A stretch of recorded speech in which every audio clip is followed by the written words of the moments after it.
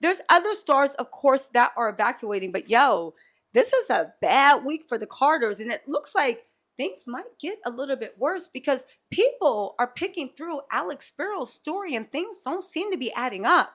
I'm going to be going live to talk about it, but I mean, for one thing, that whole story about them being no mansions within 20 minutes of New York City, that fell flat. Second of all, people saying that Diddy had it in his home, that fell flat. Also, people are pulling up receipts on whether Jay-Z and Diddy were really friends. Now, this isn't something you can prove. And if Jay-Z says he never thought of Diddy as a friend, I mean, if anything, that just shows how conniving, cutthroat, and cold-hearted he is. Now, that said, we ain't gonna feel sorry for Diddy. Maybe Jay-Z saw some weirdo stuff, but the question was, were you at, well, actually, Jay-Z says he was never at the after party. So if he wasn't at the after party, that means he couldn't be at the freak off, right? Right.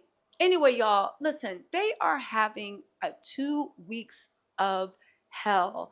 I do not know what is going on. You got dragged into a lawsuit, Blue Ivy's thing. The biggest thing that nobody's talking about, though, I mean, I've talked about it in the past, but I think that the biggest thing that nobody's talking about, but everybody needs to pay attention to, is what is going on with the Carter's money and the way these big businesses are separating from them. Do they know something about the Diddy trial that we don't?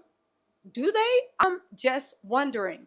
More importantly, also, is it something more or is it just like a civil war? I did a whole video about it explaining everything in detail, but I still have to say, again, this would explain why Alex Sparrow came out like a mass bandit, swinging on everybody, just molly-whopping everybody they could, including the Tony Busby lawsuit, because right now, Jay-Z and Beyonce cannot afford to have any negative press. Their most lucrative partnership to date